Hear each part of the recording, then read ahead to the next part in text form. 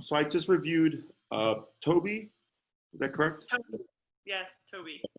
Toby's consultation form. We got a blue healer, pity mix, having some reactivity issues. You did positive reinforcement training with kind of mixed results. And then you're wondering if it was on-leash aggression or reactivity, but then one day he got off-leash by accident and then nipped at a couple of golden retrievers. Yep, exactly. Yeah. Okay. And it's, yeah, like you said, hit or miss in terms of, some days he's more aggressive than others, but I almost feel like Otto might disagree with me. Over time, he's developing more and more aggression just as we need to kind of keep him from the other animals. It's Yep. getting worse. I think that's the trend overall. Yeah, it's like particularly when he's surprised. Like if we round a corner or a building or something like that. Yeah. He just kind of goes nuts. Yeah, no, I've been doing this a long time, so I can imagine. Yeah.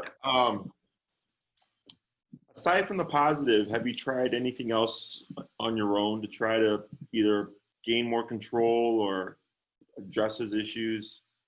We just got him a harness as far as like actual like control of just like not relying on the collar. But that's just like, it doesn't like help with his aggression. It just like allows us to be, or like have more control over him, like physically. And then when we see a dog coming towards us, like go to the street, like sit down or like just pull off to the side and sit down with them, to calm them down during those. And usually he's not like, at least with me, not as aggressive in those cases. When we see the dog, we can like comfort him before and that. But like really, it's just we try to avoid the situation. Sure. Mostly works. It's just you can't avoid everyone. And we got a not for the dog walking, but we did try a citronella collar. Sure. Or we tried to separation train him, just knowing that like once quarantine starts to recede, we'll have to kind of go back to our day-to-day jobs, and didn't want him to, not know how to react when he's alone. Right. And it didn't really seem to help. I didn't really notice a difference. Yeah. I mean, I don't even know if it was spitting out anything. So. Yeah, and I'll explain why that is with that stuff. So for Toby, do you try to crate him while you're there with him? And like, is he like throwing a fit, or is he not We possible? put him in the bathroom when we got him from the shelter. They gave us a crate, and he just was not like crate trained at all. Sure. He has a very aggressive reaction to any cage. Like even our storage room downstairs, he will have a full panic attack if he even sees our storage facility. So when we actually saw people carrying crates, he freaked out in the car, like, and started, showing his teeth. And so we figured that the bathroom is probably better than putting him in a crate, and that's kind of his space. We put his bed in there, we put his toys in there, and we'll need to get him trained on it, but we're just trying to do like one step at a time for our own sanity as well. Okay. Yeah. Anything else about Toby? He's totally fine with humans. Yeah, I mean, like, so friendly. If anything, like too excited. I mean, like sometimes we'll like jump up, but like we have enough control over him in those cases to not let him like jump up on people. But like it's really just all been like excited, not nervous reactions to people. I think like with her, when I'm not there, he can get protective. When I walk with him, like if someone talks to me on the street, he'll bark. and kind of like Mhm. lunge. Oh, okay. But I don't know. Okay. Yeah, but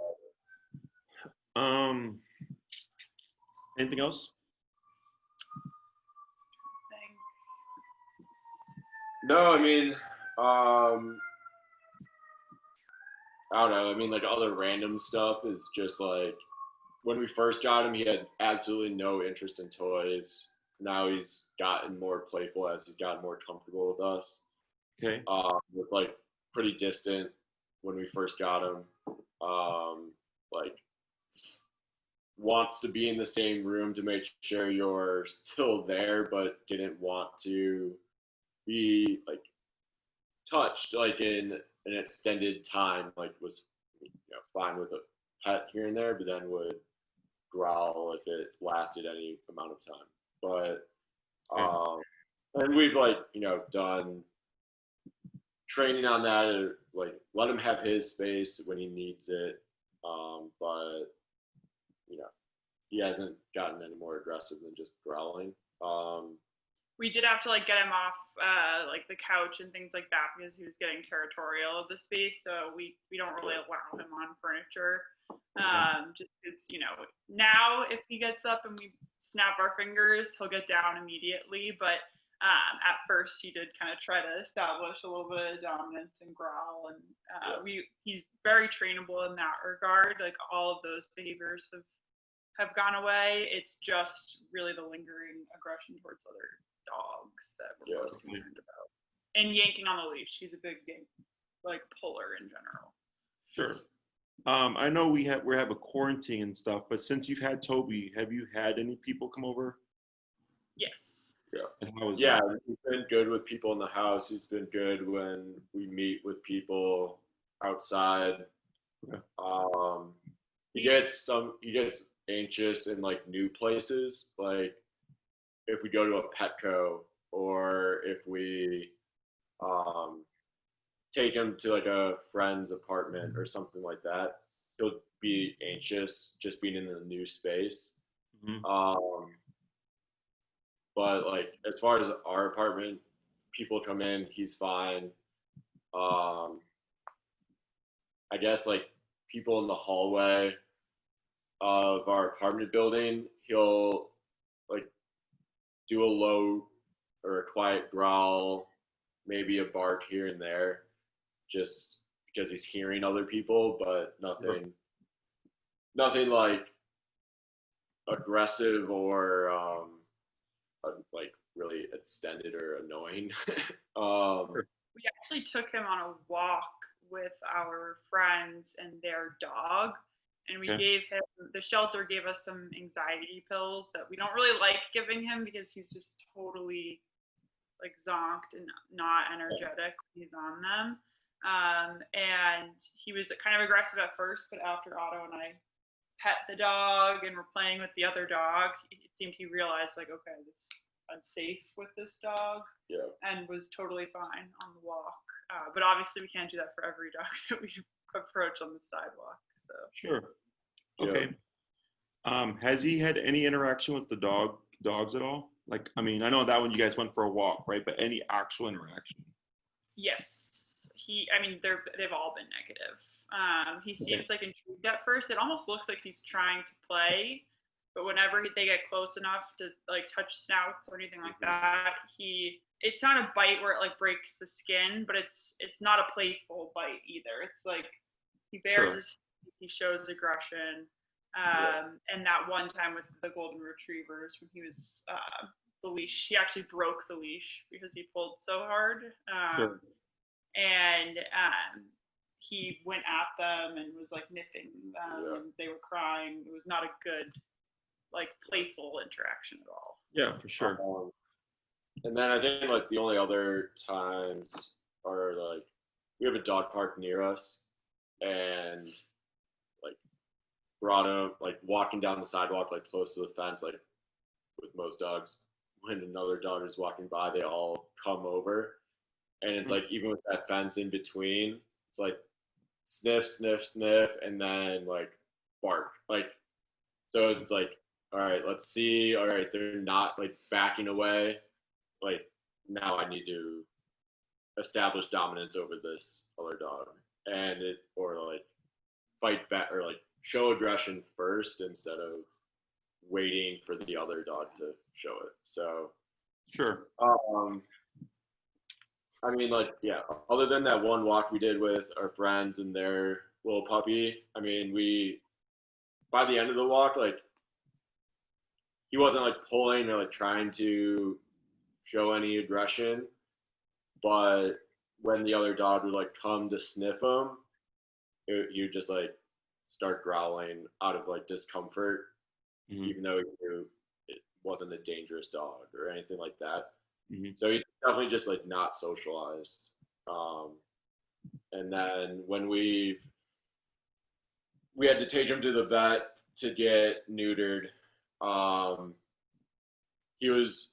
that was the one time he was very aggressive to another person. Was the vet coming to the car to take him? So we had to like walk him around the block and then give the vet or have the vet like come out to the sidewalk to get him. Pass off. Yeah. Mm-hmm. Yep. But he was better the second time I brought him to the vet. Yeah. So it's not always. And like when we picked him up from the vet, they were like, yeah, is he like good with you guys? Which we interpreted as he was not good with them. Yeah. And whether that's just a vet or having other dogs around in the building or being in a kennel,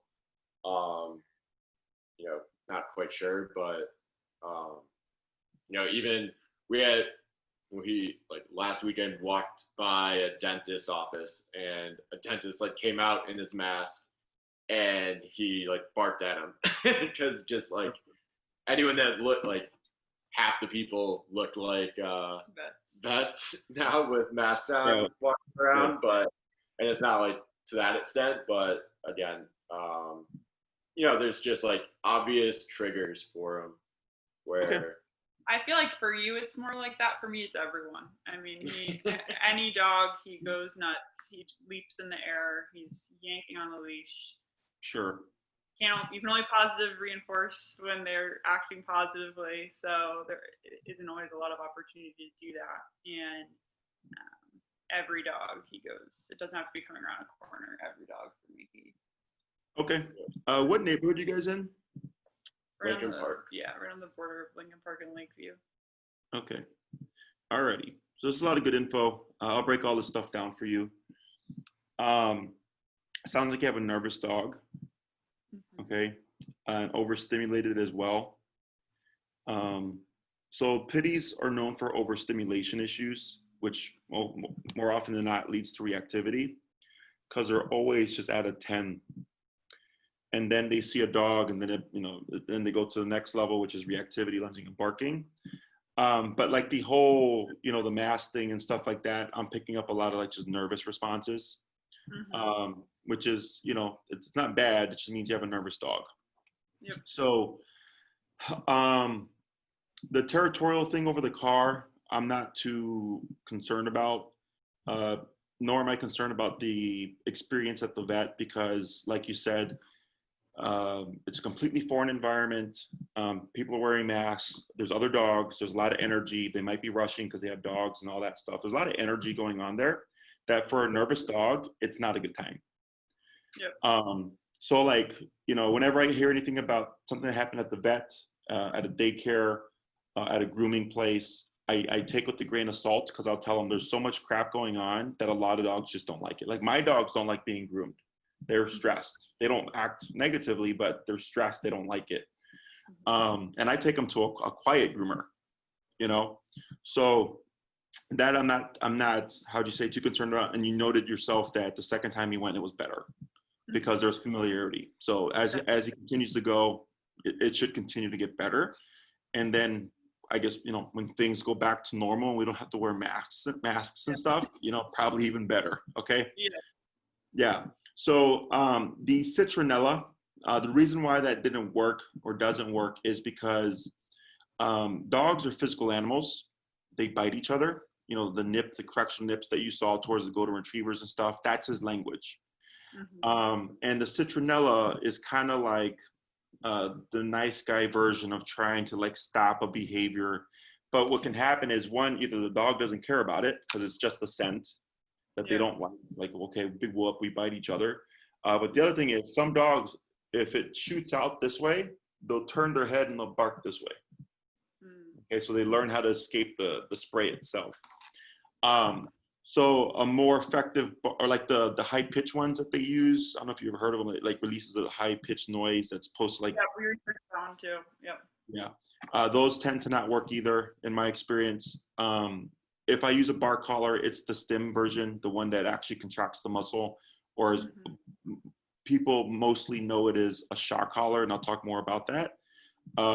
But that's effective because it's physical. It's uncomfortable, and that will shut a dog up. When it's like barking, like for instance, when you're gone, like the separation anxiety type barking, it can help with that. But I'll go more into detail a little bit later. Okay. The dog reactivity, stemming from the overstimulation and nervousness, for sure. How do you say, the way I tackle this with all the stuff actually as a whole is, when we deal with behavior, people typically think we come in and we're like, let's find dogs and let your dog be a bad dog and we're going to punish them. Okay. And that's not the case. So like you noted, positive reinforcement technically only works when the dog's doing something good, because you want to reinforce that, right? Yeah. Some trainers use it as a means to, what's the word? Reprogram. It's the wrong word, but they're trying to, counter condition the way, the emotional response the dog has towards a dog. So like if he sees a dog, they'll say like, find his threshold, and maybe it's 20 feet. So you're 20 feet away from the dog and you're feeding him these treats and you're trying to make him feel good about that dog. Right? That crap doesn't work. Yeah, it doesn't work. Okay. Positive reinforcement is great. I like it. I use it when you want to see something again, mainly with obedience. And if I do apply it to behavior, it's in conjunction with an aversive. Okay. You have to have both.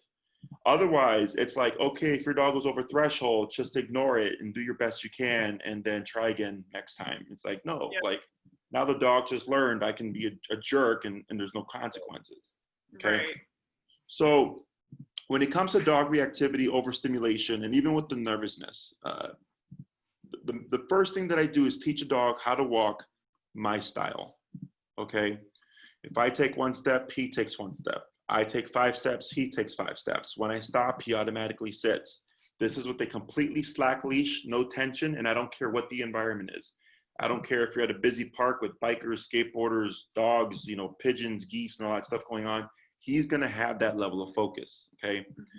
I really don't care about the obedience other than the fact of the discipline that comes behind it, okay? Before reaching out, did you guys do any research on me and my methods? Yeah, just watching other videos. Okay, cool. So I'm known as what's, how do you say it? I'm predominantly an e-collar trainer. Okay. Are you guys familiar with e-collar?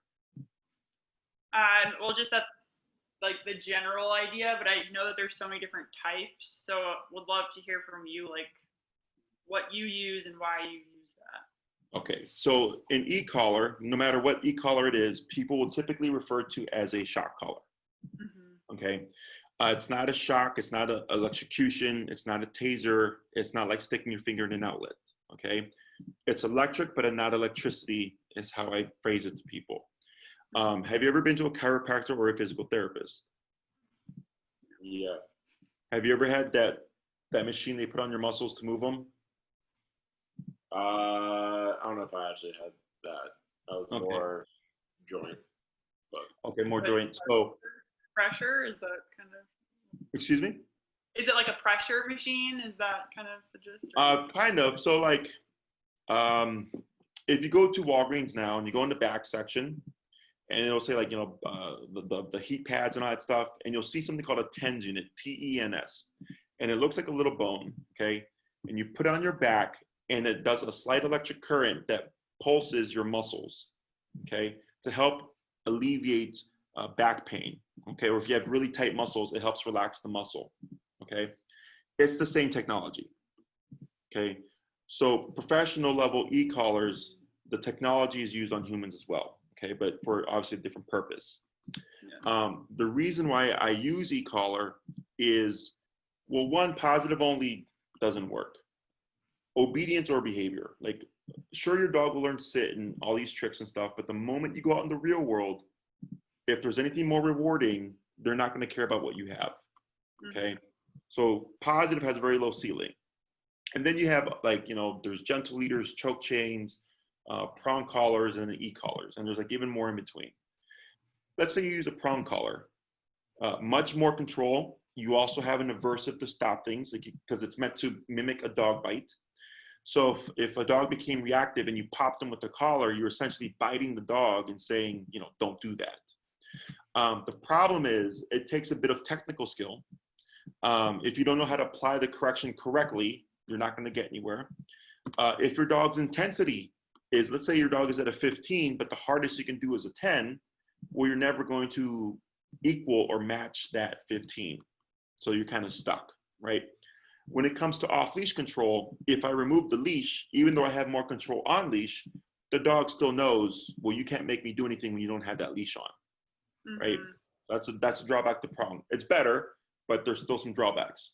E-collar allows me to have off-leash control, and I don't have to worry about strength, because as long as I have the appropriate powered collar, I should be able to override the dog, okay, at the press of a button. So it doesn't matter if the person's 5'0" with a 120-pound dog, you know, or if I have you know, a 60, 70-year-old person with a, you know, 120-pound German Shepherd. Like, it's the collar bridges that gap, okay? As long as it's being used correctly and the owner's doing what I instruct them to do, because there's a little bit more to it, okay? So with this tool, it's non-confrontational. You're not having to yank your dog. It's not reliant on food. And if anything happens, I have, like, you know, you're not going to have a perfect dog. Life's not going to let you have a perfect dog, okay? Like, you can get the reactivity shut down, and then you can walk past dogs and stuff like that. But let's say you turn the corner and there's a dog, right? Like, it's probably he's going to go off, but at least you have a means to shut it down very quickly. And over the course of time, you can overcome those things. It just takes a long time because you can't plan for it. It's sporadic, and you have to have actually had a successful interaction in order for the dog to retain, oh, if I just see a dog, I shouldn't blow up. Okay, so there's a little bit more to it. But on the spectrum of reactivity towards humans, like the mass thing, goes away first, okay? Reactivity towards calm dogs tends to follow. Puppy type or excited type energy is like the middle. Other reactive dogs and sudden run-ins with the dogs tend to be at the end of spectrum, okay? Because if you see a dog that's reactive, it's like two dogs talking shit to each other, okay? So you're having to teach him, like, even though that dog's barking, you're still not being reactive, right? But what if that owner's embarrassed and trying to rush their dog out of the situation, so they leave before you can actually even teach anything, right? So that's an issue, because for him to retain anything, he has to see the dog being reactive. If he blows up, you shut it down. So the last thing he remembers is this dog was barking and I was completely calm. And then he leaves, because that's the last thing he retains. So the next time that happens, he might blow up, but it's going to be faster to de-escalate. And then as you repeat that, eventually a dog blows up and he's not fazed by it. Okay, is what we're aiming for. And then the sudden run-ins, of course, it takes time to get over that. So with the e-collar, it's my way of biting Toby at the press of a button. Okay, because if he did something that a dog disagreed with, they would bite him. When you said the whole snout and the sniffing thing, at some point he gets fed up and he goes, all right, back off. Right, that's what that is. With the golden retrievers, when he went up to them and stuff, he was essentially saying, like, get away from us. Yeah. Okay. So because he's a nervous dog, he has trust issues. And I can't make him unnervous. Like he's a nervous dog. The overstimulation, we should be able to dip down quite a bit, which will help a lot. But I have exercises that I would show you, or an exercise that I would show you to help him build trust. So like a friend's dog, you know, they would bring their dog. He'd already have had some training. I'd show you what to do, and then you keep repeating it, okay? And then maybe one day, Toby's like, hey, I like this dog. We're friends. It might take.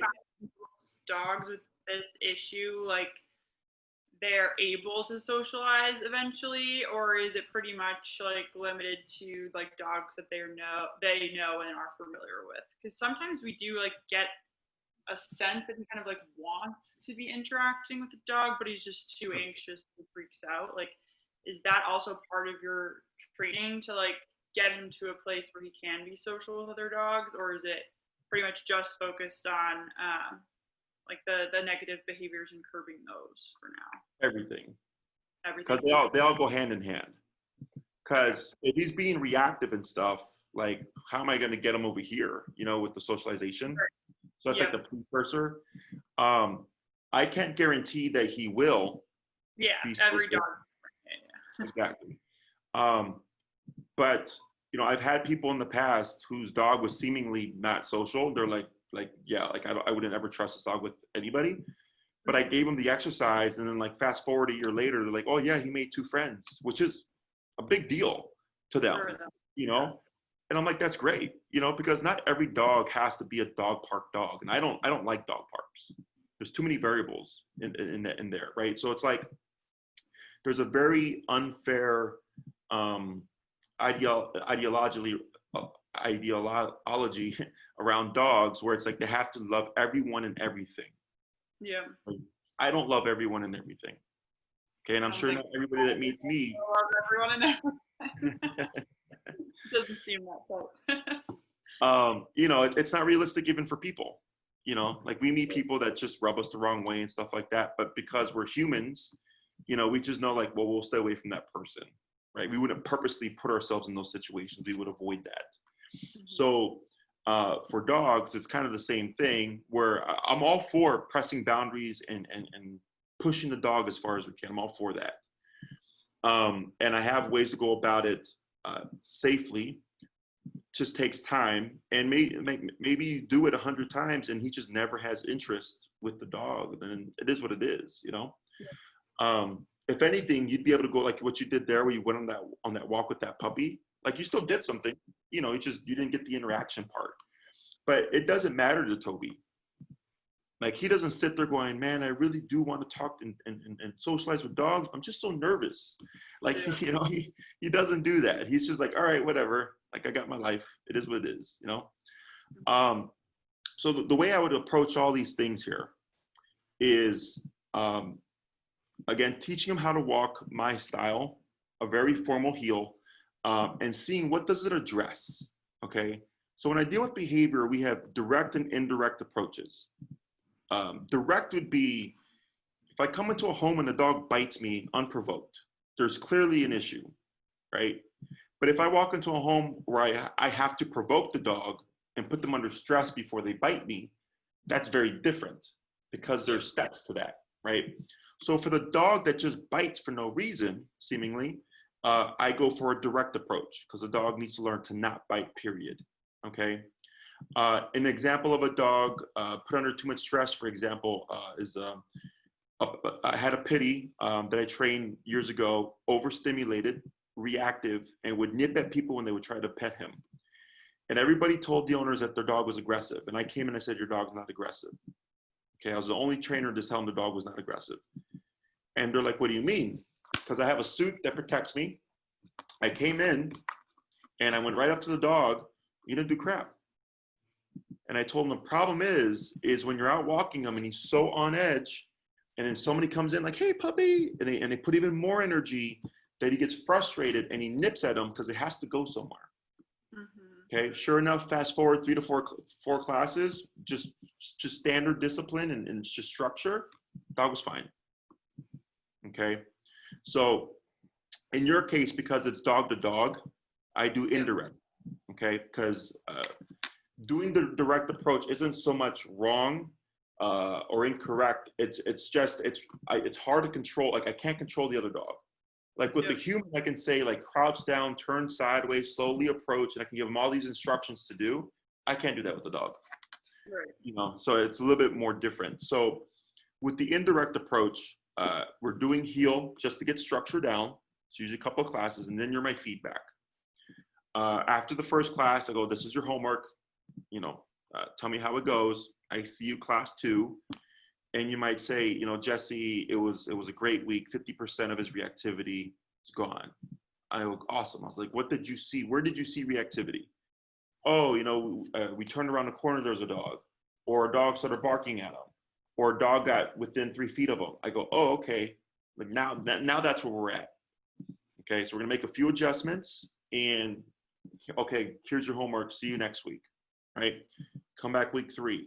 How'd it go? Even better. I go, awesome. What are we struggling with, right? So we're tweaking it each week. If we find that we do the 2 classes and we make progress, but it's not a considerable amount of progress as we like, I go, okay, the original approach didn't work, but it still needed to be done to teach Toby what the e-collar is, okay? So then we go into a more direct approach, which is if I'm walking with Toby, he already knows the training, he knows the discipline, but he decides to blow up. Now there's gonna be consequence for the behavior, okay? So now we're gonna bite him for being reactive, okay? But the reason for doing the 2 weeks of the leash walking stuff is to give him a foundation to kind of understand or associate why or what is happening and how to turn it off, okay? So then the idea there is he thinks, oh crap, I blew up, but then this thing happened and I really didn't like it, but it stopped when I stopped. So then when he sees another dog, maybe he doesn't blow up and he goes, oh, I didn't do anything this time. Nothing bad happened with the dog and nothing bad happened with the collar. Oh, okay. And then the brain starts to learn and process. And then we just go from there. Okay. Questions so far? So I guess like just from the structure of the training sessions, is it like we are with you during them or we are giving you Toby for an hour, however long, you give him back afterwards and give us homework and feedback on how he did, and then we see you next week, rinse and repeat. Right. So you know, there's board and trains and there's like in-person training, right? You definitely want to do in-person training here. I'm with you. Okay. Now because of COVID, we've changed how we operated, which is why we're recording this and all that. And I'm gonna recommend that you watch some videos at the end of this consultation to give you more of a visual. Okay. Because it's hard to understand this if you're not like kind of used to like e-collar and all that. I saw some of them, so. Yeah. Okay. There's a few specifically that will help you kind of see what to expect with Toby. Okay. So what we do now is it's verbal instruction. You show up, you have the collar that we recommended, and I'm coaching you through everything. Okay. The hardest part is typically the first class. Okay. Now, if you've done your homework and you've watched some videos, you'll go in with some good groundwork that it'll make things a lot easier for you. So I do suggest you do that. But then it's all hands-on. Everything's associated to you. Okay, so pre-COVID, we would be together. I would be working with the dog in front of you. You would watch, and then I'd give them back, and I'd ask you a few things to see what you learned, and then you would work with Toby. But the difference would be is there would already be some framework there, right? And then it's easier for you. The only problem with that is if the dog is nuanced and there's things that I already know how to do and I'll do them as I'm training, you're not learning those nuances. Okay. Now, since it's you and I'm not touching the dog, yes, I'm coaching you through it, but you're doing it yourself so you learn more. And it means more to your dog because it's tied to you. So typically, if I came in and I had to handle the dog, I have no problem going maxing out the collar and doing what I need to shut it down, right? But then I'd give the dog back to the owner, and the owner would be like, "Crap, I'm not doing that," you know, or they'd have a hard time going to that point. So then the dog would learn, like, "Oh, Jesse, like I know I can't mess around with Jesse, but with my mom or my dad, I can still get away with stuff." Yeah.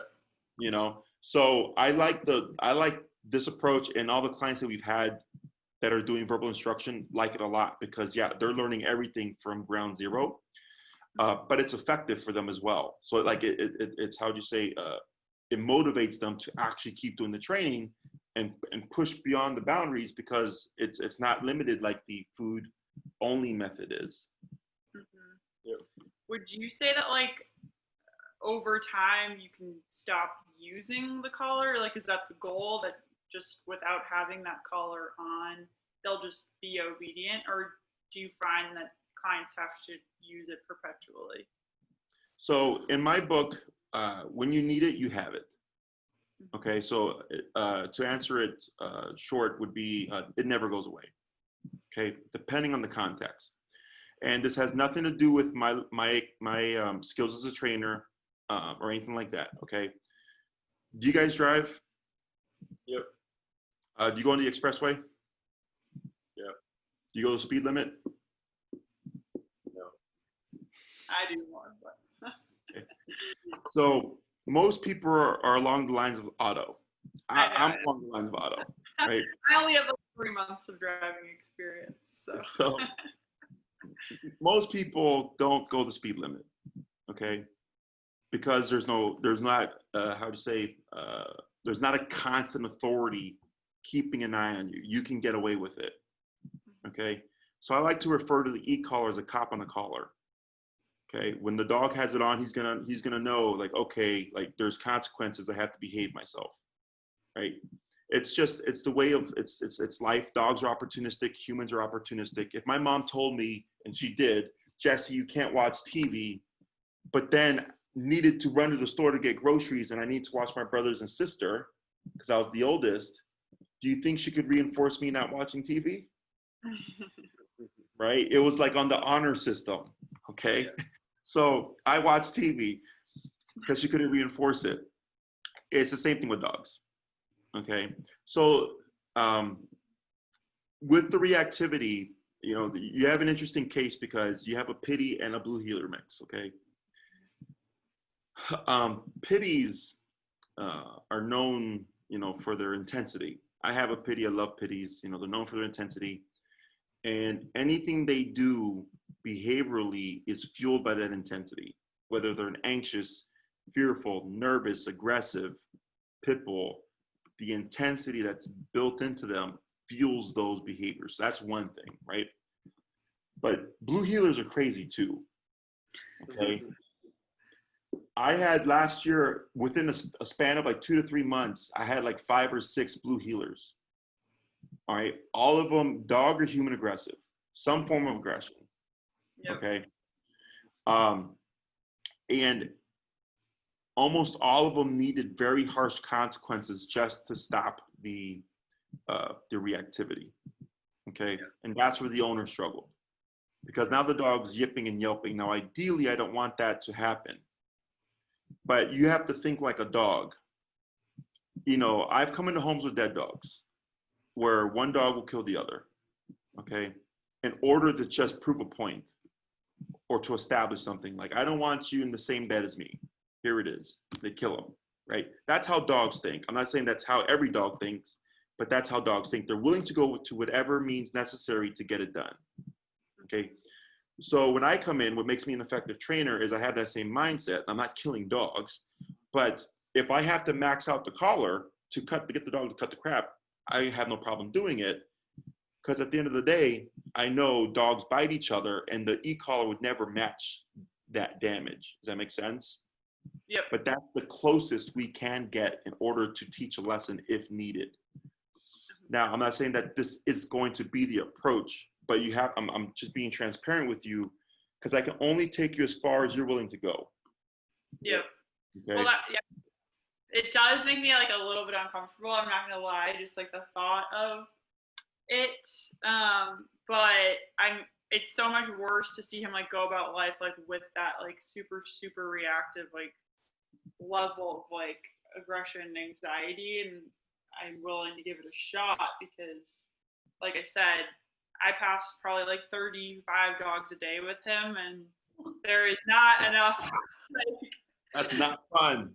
positive reinforcement opportunities for me to really see a difference. And unless I'm going to kneel down next to him every single time while petting him and not letting him turn his head, like it's not realistic. So I'm willing to give it a shot, but it does, just to be fully transparent, make me a little bit uncomfortable.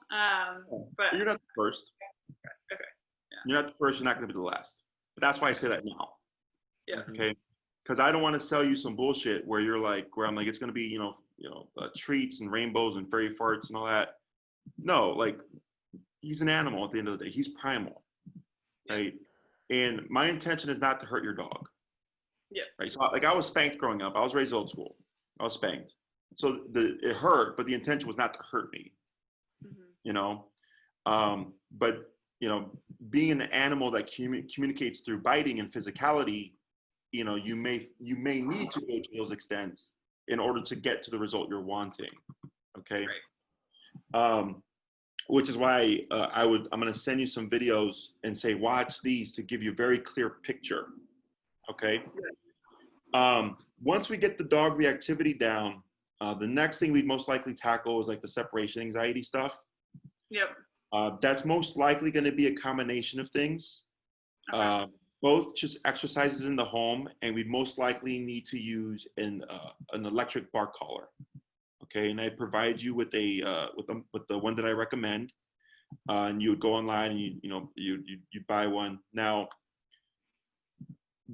with separation anxiety, like that's, and in my opinion, like one of the hardest things to fix because you're not around. Yep. Okay, so think of the training and the bark collar kind of going hand in hand. The training that you're doing is to help address the root cause, which is, nervousness, overstimulation stuff. Okay. Yeah. With the structure that we're going to do, that you're doing proactively. The bark collar is there as an added kind of reinforcer of like, okay, I know I got to leave for work or I got to leave for the grocery store for 2 hours, but I can't have them barking, so it's present. And it maybe just even the presence of it keeps them chill, Yeah. But it's the same thing. Like there's some dogs need it, some dogs outgrow it, some dogs, need it every time the owner leaves. I don't know how it's going to work, but I don't care about, how would you say, getting past the point of no tools. Because again, if you're not there to reinforce it, he's going to do his own thing. I care about getting the result. Yeah. Keeping the result. Yeah. I think like on the separation, I mean, we can revisit it.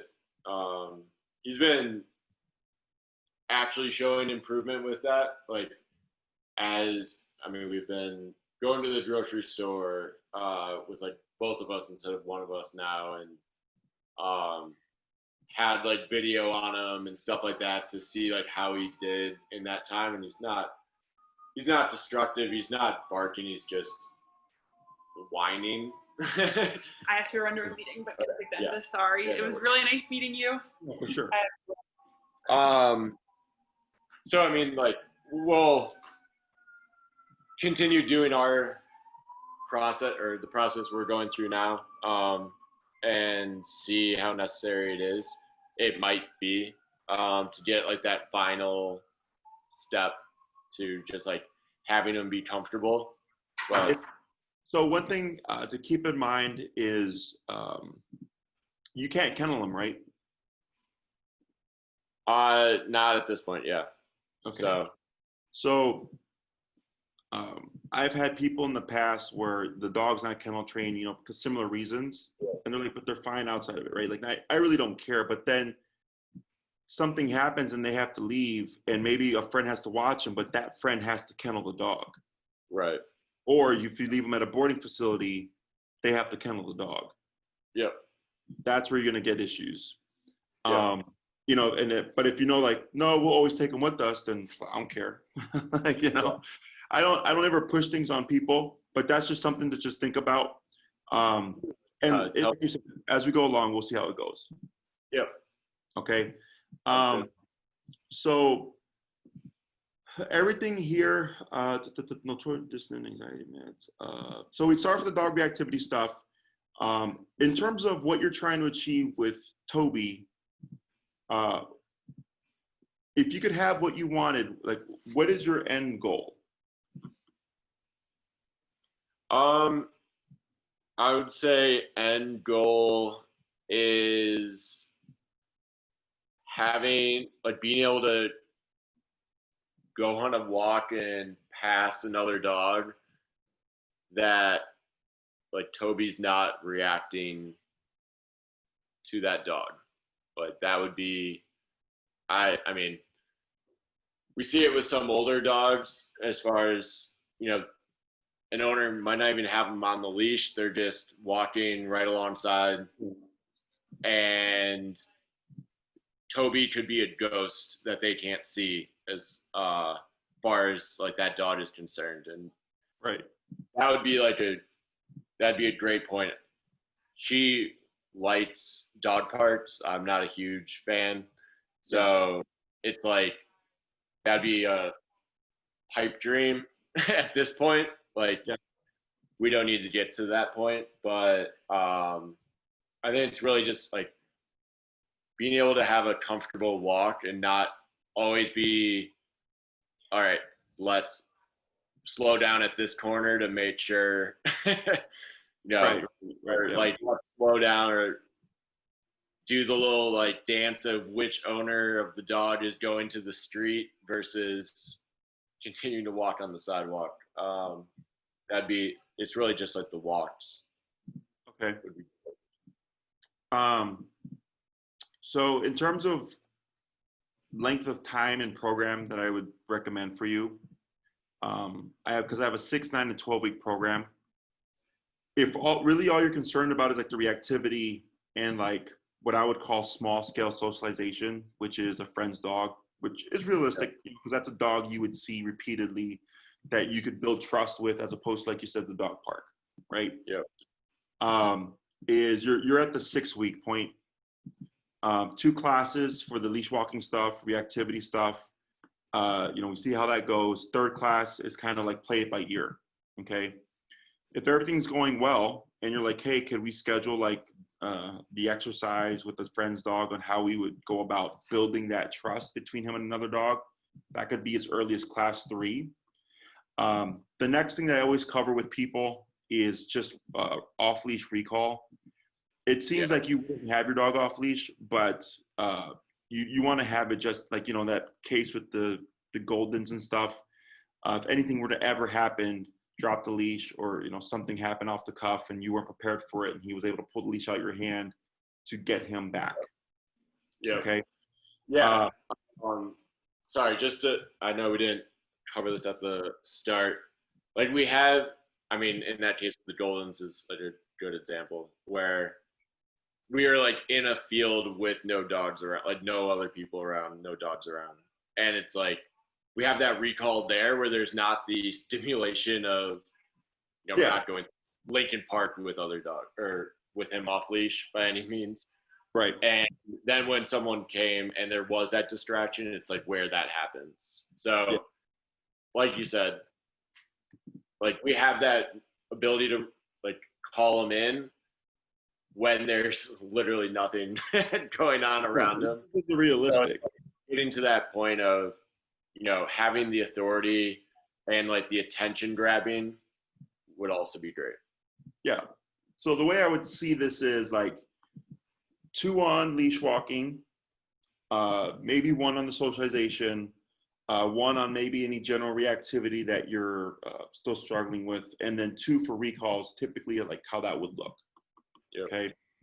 And then also because of COVID and all that stuff, we've added in 2 Zoom sessions. So if there's any just general questions that you have and stuff like that, instead of wasting time in person on general questions, we just do that over the Zoom. Okay. to help tackle that other stuff. And like I said, I can only take you as far as you're willing to go. Worst case scenario, I get about maybe 2 to 3 dogs a year that are like this, that are just so far gone with the reactivity, is that the owner can stop the reactivity, okay? But the dog will not retain it, okay? So like they'll see a dog and they'll have to be like at 90 and like the dog will like, and then boom, to shut the dog down. But like 2 seconds later, there's another dog and then have to do it again, right? For whatever reason. It's rare, like I said, 2 to 3 dogs a year.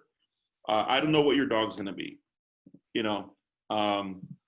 In most cases, we shut it down. We're able to walk past dogs or at least step aside and let the dogs walk by, and then you can pick up and walk. You know, I give you different tools so that you can address the situation, you know, as you're building your skill set and all that stuff.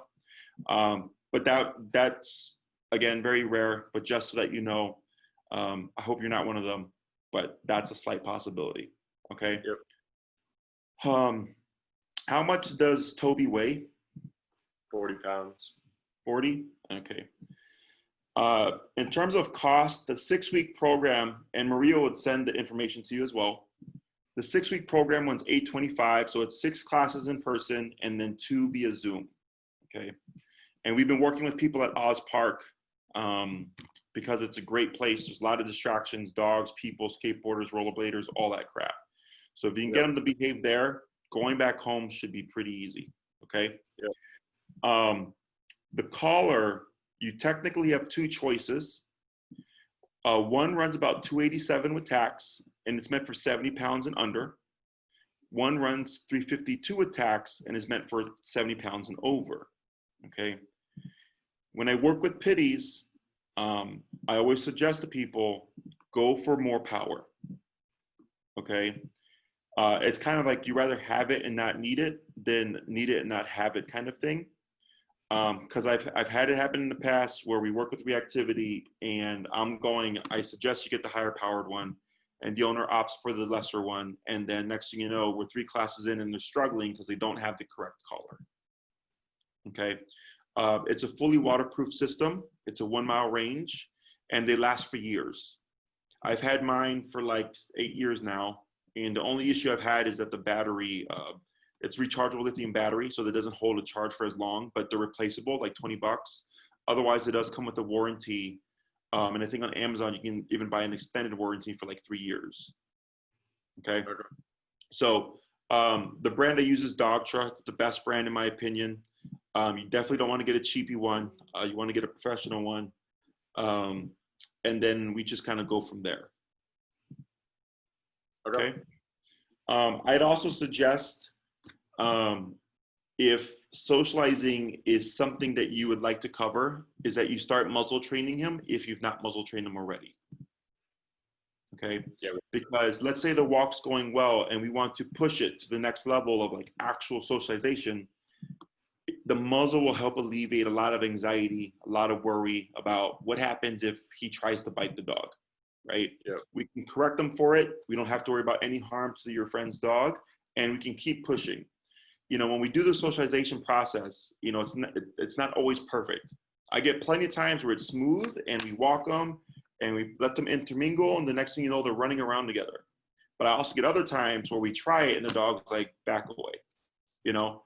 So in order to keep pressing that, you would have to correct them for the attempt of biting, but then you have to keep him in the context so that he learns, okay, I tried to bite and it got corrected, but then I still had to socialize with the dog in order for him to kind of get over that antisocial behavior. And we'd send you that information as well. Okay? Yep. Any questions or any concerns?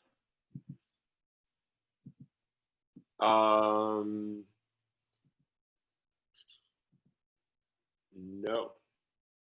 No, I think I'm good.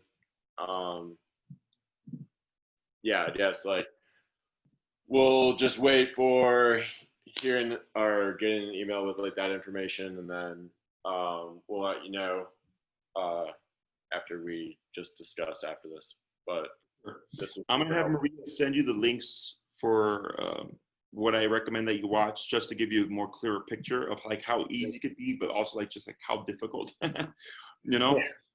Cause definitely when people sign on, I want them to be ready, you know, cause that's what's going to make things progress, you know, and I don't rush people. I let people go along their own, you know, their own time frame, because they have to get comfortable and confident.